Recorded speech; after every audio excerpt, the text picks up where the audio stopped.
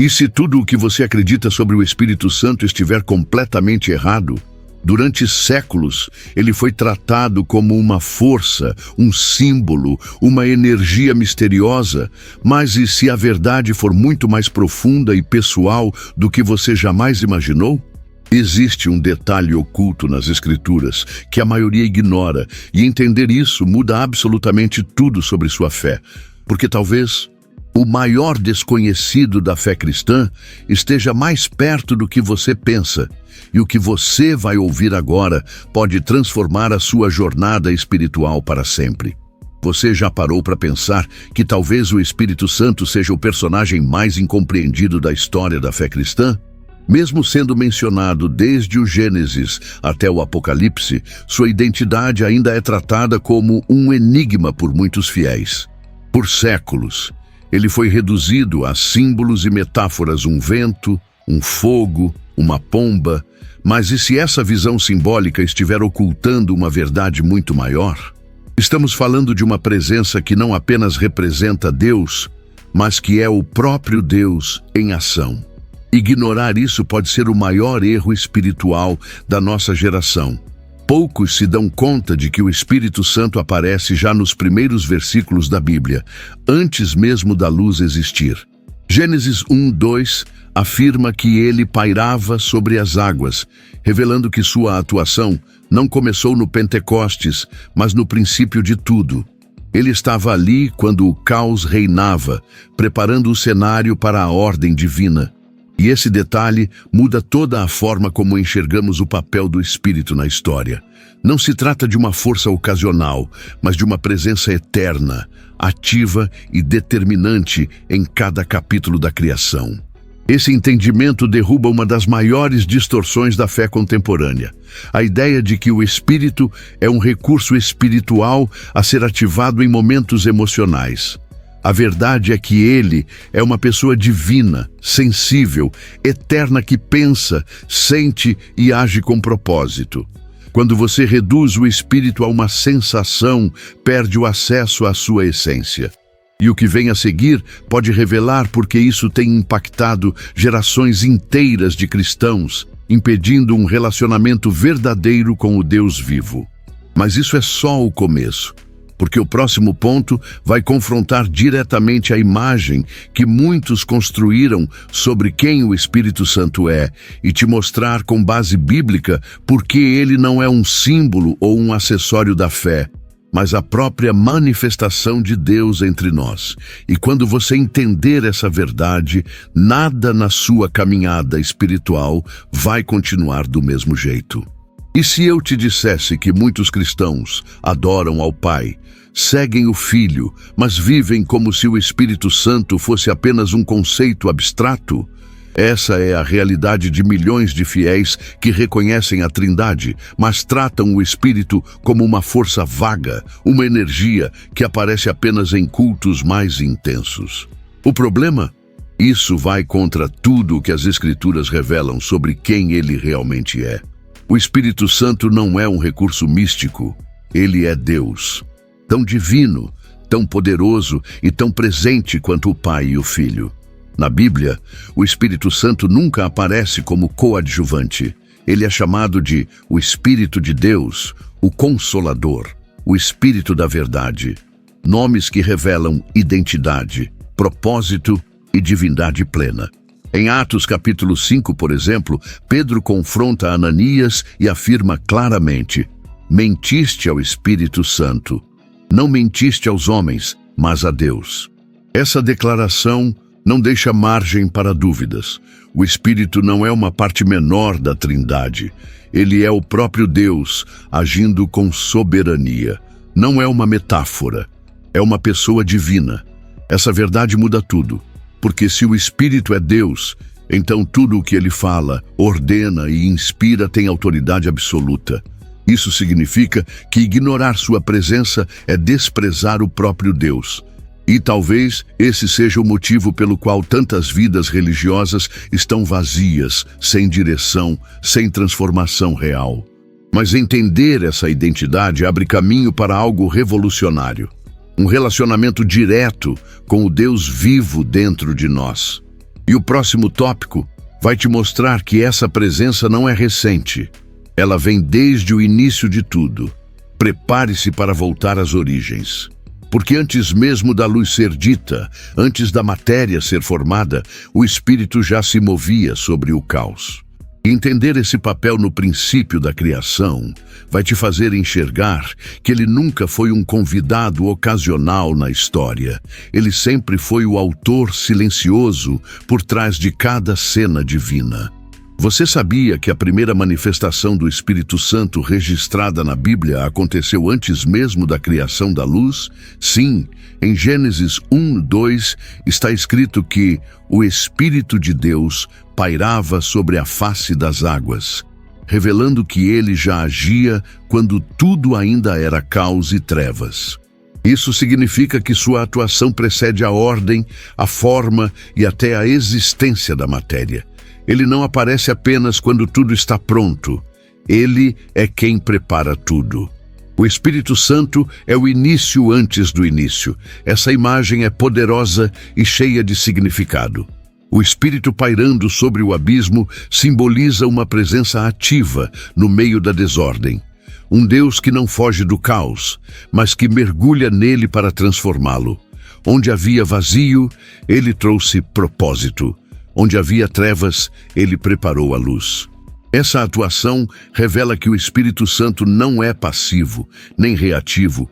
Ele é o protagonista da criação, o executor da vontade do Pai e o realizador da palavra do Filho. E se ele estava presente no princípio, moldando a criação, também está hoje, moldando vidas. Essa constância revela que o Espírito nunca deixou de agir. Ele continua pairando sobre corações em crise, sobre famílias em ruína, sobre histórias sem direção. E talvez a sua história esteja nesse momento sendo tocada por esse mesmo Espírito Criador. Mas por que será que, com o tempo, essa presença tão ativa foi sendo reduzida a símbolos vazios e interpretações superficiais? A resposta pode surpreender e também confrontar. Porque o próximo ponto vai expor como a cultura cristã moderna trocou a essência do Espírito por metáforas convenientes. Isso não apenas distorceu sua imagem, mas tem afastado gerações inteiras de um relacionamento profundo com Ele. Está preparado para encarar a verdade sobre essa distorção? Porque ela pode estar muito mais presente do que você imagina. Você já percebeu como, em muitas igrejas e discursos, o Espírito Santo é representado apenas como um vento, uma chama ou uma pomba? Essas imagens simbólicas, embora bíblicas, têm sido usadas de forma tão repetitiva que acabaram obscurecendo quem ele realmente é. A consequência disso é grave. O Espírito deixa de ser visto como uma pessoa divina e passa a ser tratado como uma simples atmosfera. O símbolo virou substituto da essência. E isso está moldando uma geração com percepção distorcida de Deus. Na tentativa de tornar o espiritual mais compreensível, muitos acabaram esvaziando o espírito de sua personalidade. Ele virou uma sensação que se busca em momentos específicos, um arrepio durante o louvor ou um clima no culto. Mas a Bíblia nunca apresentou o Espírito dessa forma. Ele não é um cenário, é o protagonista. Não é um efeito especial da fé.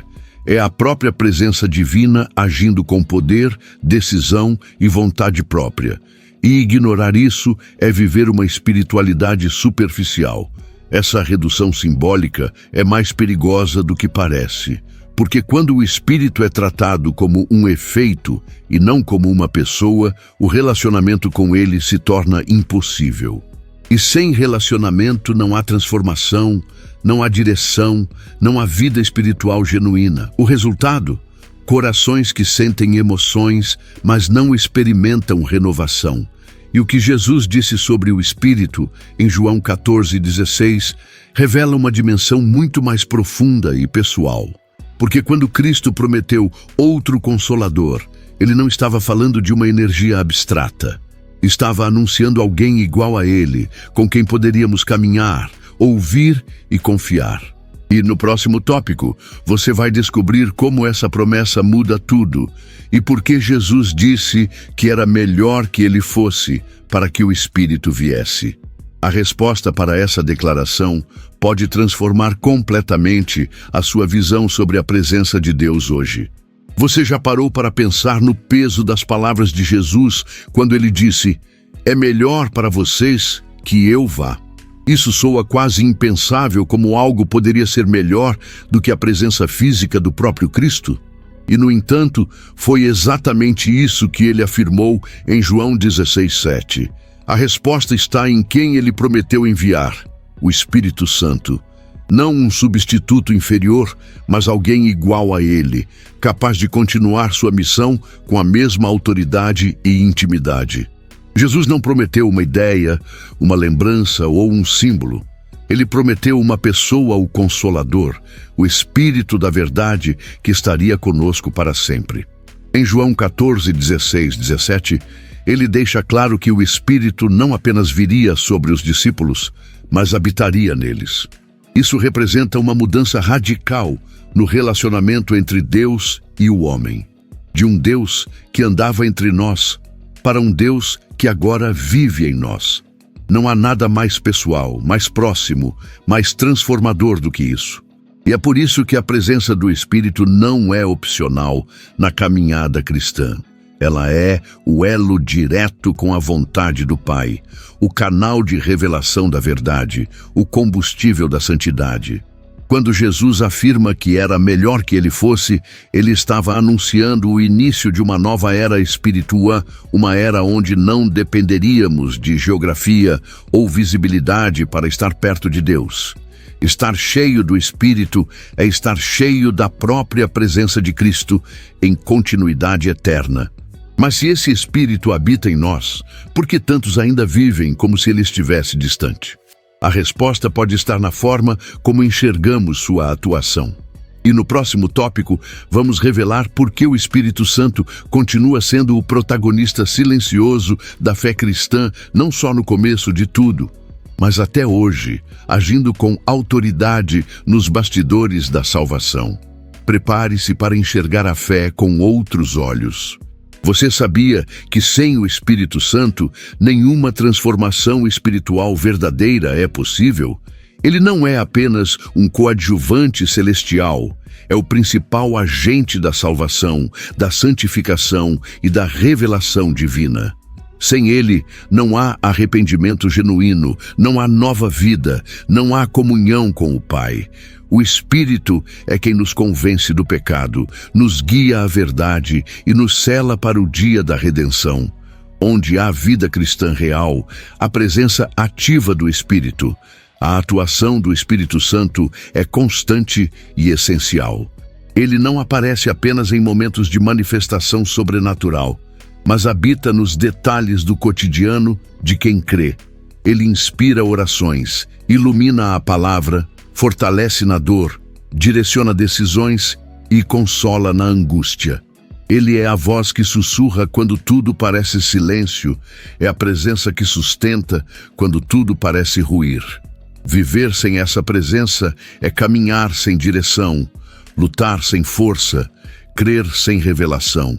Por isso, o Espírito não pode ser tratado como algo complementar à fé. Ele é o centro da jornada cristã. Quando ele habita em nós, nada permanece igual. Nossas escolhas mudam, nossa mente se renova, nosso coração se inclina ao que é santo. É impossível andar com o Espírito e continuar vivendo da mesma maneira. E se essa presença é tão crucial, por que tanta gente ainda a banaliza ou distorce? A resposta pode estar na mentira moderna que tem se infiltrado na igreja. A ideia de que o Espírito Santo é uma ferramenta, uma força que pode ser manipulada ao gosto do homem. No próximo tópico, vamos expor como essa distorção está gerando uma espiritualidade rasa, egoísta e teatral, e por que precisamos urgentemente resgatar a reverência diante do Deus que habita em nós. Nos últimos anos, uma mentira silenciosa se espalhou entre igrejas, púlpitos e corações, a de que o Espírito Santo é um recurso espiritual que pode ser ativado conforme a necessidade. Ele foi reduzido a uma espécie de botão emocional, um fenômeno para shows religiosos, um selo de autoridade para líderes carismáticos. Mas isso não apenas é antibíblico, é perigoso, porque transforma o sagrado em espetáculo e a presença de Deus em produto. A Bíblia deixa claro que o Espírito é soberano, não manipulável. Em Atos 8, Simão, o mágico, tenta comprar o dom do Espírito com dinheiro e é repreendido duramente por Pedro. O teu dinheiro seja contigo para a perdição, pois cuidaste que o dom de Deus se alcança por dinheiro. A tentativa de controlar o Espírito é mais do que um erro teológico, é idolatria. E quando buscamos manifestações sem arrependimento, estamos apenas encenando espiritualidade. Esse tipo de espiritualidade utilitária gera comunidades barulhentas, mas vazias, cheias de movimento, mas sem transformação real.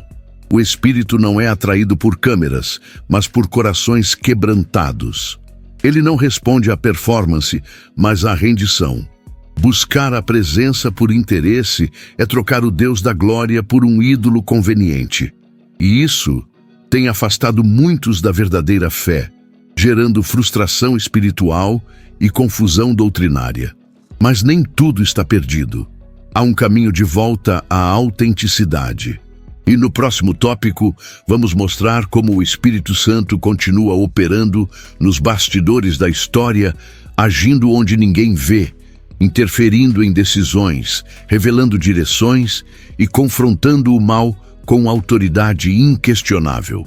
Prepare-se para conhecer o lado invisível, porém irresistível, da ação do Espírito no mundo espiritual. O Espírito Santo não é apenas um observador passivo das batalhas espirituais. Ele é o grande protagonista do mundo invisível. Desde o início, ele se move sobre o caos e transforma trevas em luz. Ele age onde ninguém vê, em silêncio, mas com força devastadora. Abre portas que ninguém pode fechar, fecha caminhos para proteger, inclina corações e desfaz laços ocultos. No invisível, ele governa com soberania. Nas Escrituras, vemos esse agir constante e cirúrgico. Em Atos 13, é o Espírito quem separa Barnabé e Saulo para a missão. Em Atos 16, ele impede Paulo de pregar em certas regiões, não por falta de zelo, mas porque tinha planos maiores. Isso mostra que nem toda oportunidade é divina e que ouvir o Espírito é essencial para decisões corretas. Ele não apenas guia, ele governa os bastidores da fé com perfeição. Essa atuação não se limita a ministérios ou grandes missões. Ele age em vidas comuns, todos os dias, interferindo em escolhas, despertando arrependimento, conduzindo propósitos eternos. E quando o crente aprende a discernir essa voz e a confiar nessa condução, começa a viver uma fé não baseada em esforço, mas em direção. Uma vida guiada pelo Espírito é uma vida com sentido, poder e paz. E se o Espírito é quem governa o invisível, também é Ele quem distribui os dons que moldam a igreja visível. No próximo tópico, vamos entender como os dons espirituais não são troféus pessoais, mas ferramentas dadas por Deus para a edificação do corpo de Cristo. E por que buscar dons sem frutos pode ser o erro que está secando ministérios inteiros. Ao contrário do que muitos pensam, dons espirituais não são sinais de status, mas instrumentos de serviço. Em 1 Coríntios 12:7, Paulo afirma: a manifestação do Espírito é concedida a cada um visando a um fim proveitoso. Ou seja, cada dom é uma ferramenta com propósito específico: edificar a igreja, revelar a vontade de Deus e cumprir a missão do reino. Mas quando os dons são usados para autopromoção, se tornam distorções perigosas. Palavras de sabedoria, dons de cura, profecias, discernimento espiritual, tudo isso procede do mesmo Espírito, que distribui como quer, a quem quer, quando quer. Ele é soberano na concessão dos dons e jamais os concede para alimentar orgulho ou vaidade. Quando um dom se torna espetáculo, a essência é perdida. Quando é fruto de obediência e humildade, a glória de Deus se manifesta com poder. Por isso, é necessário discernimento. O mesmo Espírito que concede dons também freia exageros, corrige abusos e confronta motivações erradas. Uma igreja saudável não é a mais barulhenta, mas a mais frutífera. Os dons revelam o Espírito, mas os frutos revelam quem realmente o segue. E o Espírito nunca age em desacordo com o caráter de Cristo. Ele sempre exalta o Filho, nunca o homem. E por falar em frutos, o próximo ponto vai revelar algo ainda mais profundo. Como o Espírito atua de maneira invisível, mas transformadora nas decisões, nos sentimentos e nas batalhas interiores de cada crente. Prepare-se para mergulhar em uma dimensão prática e pessoal da atuação divina, que muitas vezes passa despercebida, mas que molda destinos eternos. Muitos esperam que a ação do Espírito Santo se manifeste apenas em grandes milagres. Mas a verdade é que ele opera de forma ainda mais poderosa nos detalhes silenciosos da vida. É ele quem inspira decisões que parecem pequenas, mas mudam tudo. Quem alerta o coração antes de uma escolha errada. Quem interrompe caminhos que parecem certos, mas estão fora da vontade divina. Seu agir é discreto, mas decisivo. E entender isso é fundamental para quem deseja andar em aliança com Deus. Em Atos 13, vemos o Espírito separando Barnabé e Saulo. Não foi um consenso humano, nem uma escolha lógica, foi uma ordem espiritual. Em Atos 16, Paulo é impedido de pregar na Ásia. Parece estranho, mas ali havia algo que só o Espírito discernia. Essas ações revelam um Espírito que não apenas envia, mas também freia.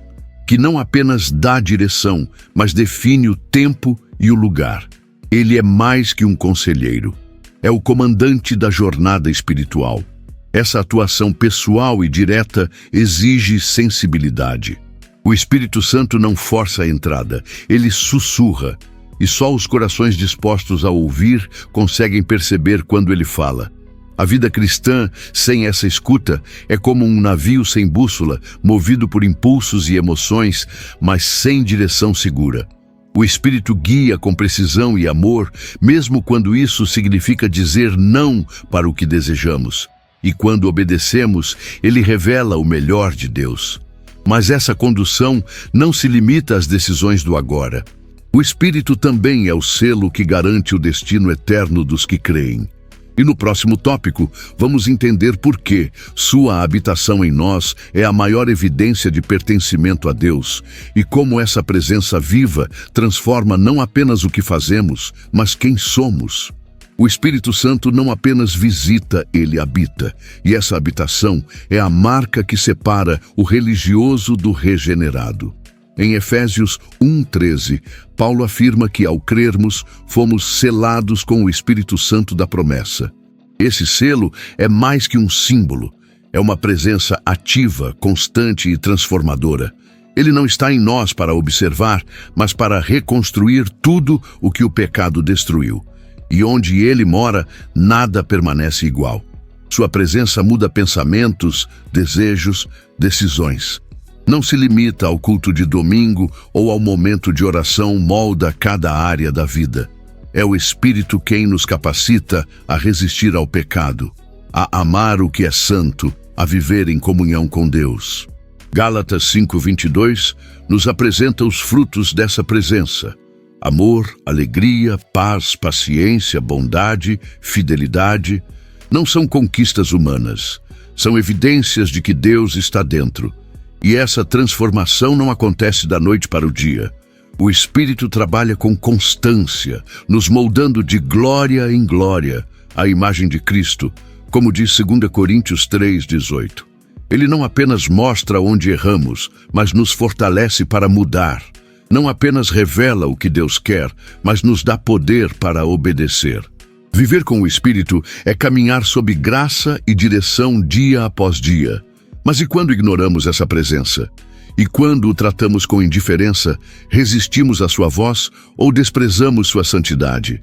No próximo tópico, vamos explorar o risco silencioso de entristecer o Espírito e como essa escolha afeta profundamente nosso relacionamento com Deus.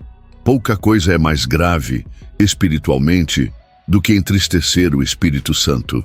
Em Efésios 4:30, Paulo alerta: não entristeçais o Espírito de Deus, no qual fostes selados para o dia da redenção. Isso revela que o Espírito sente, se importa, reage. Ele não habita em nós como um espectador passivo, mas como alguém profundamente envolvido com nossas escolhas, palavras e intenções. E quando é ignorado, desprezado ou resistido, ele se entristece. Esse entristecimento não vem de erros momentâneos, mas de uma postura contínua de indiferença.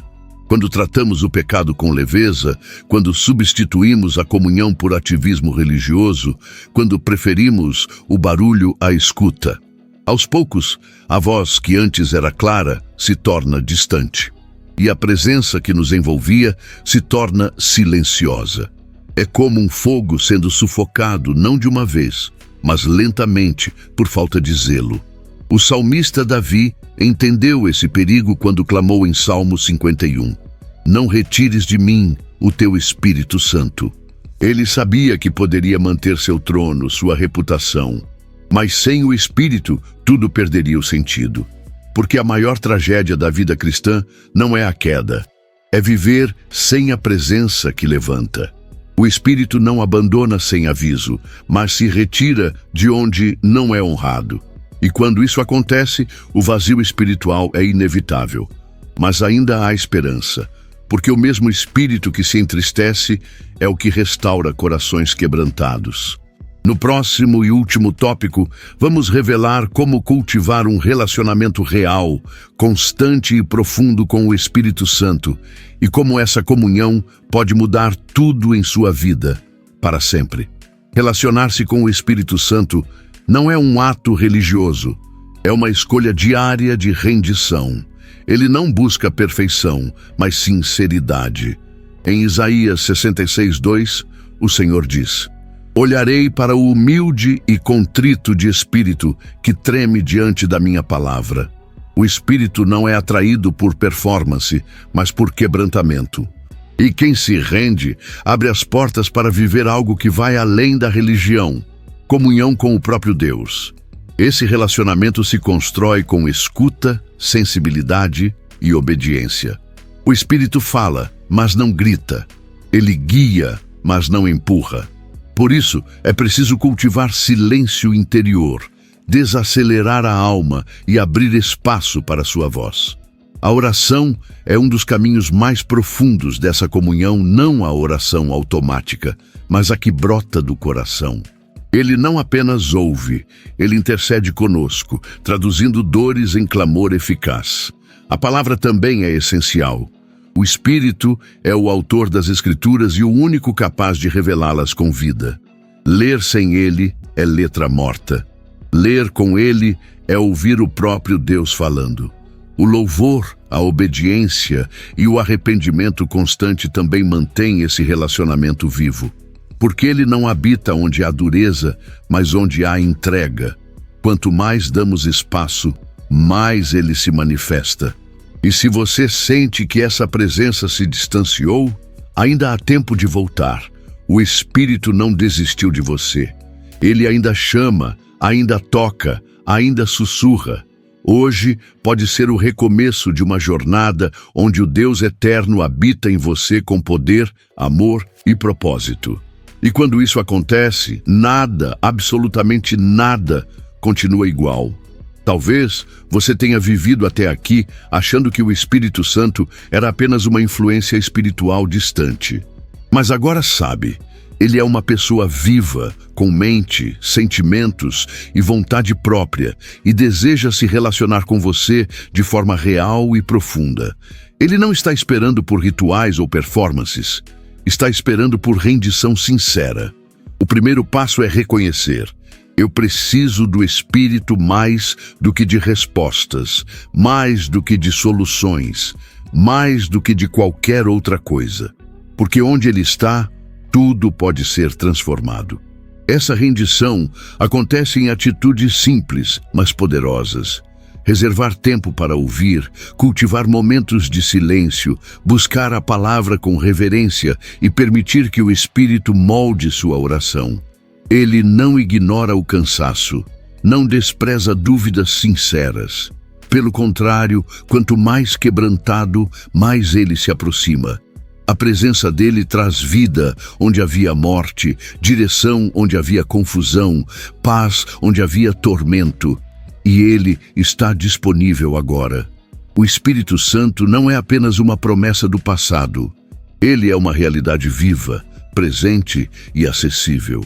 Sua voz ainda ecoa como no princípio sobre as águas, sobre o deserto, sobre corações em ruínas, e talvez neste exato momento ele esteja batendo a porta do seu interior, não como um visitante casual, mas como o próprio Deus, dizendo: eu quero habitar em você.